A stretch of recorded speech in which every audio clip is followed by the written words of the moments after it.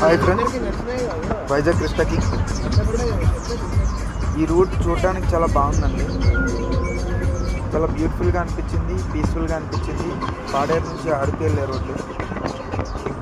మీరు కూడా చూస్తారని ఆలోచనతో వీడియో తీసి యూట్యూబ్లో అప్లోడ్ చేయడం జరుగుతుంది. వీడియో మీకు నచ్చినట్లయితే ఒక లైక్, ఒక సబ్స్క్రైబ్ చేయండి. Thank you so much.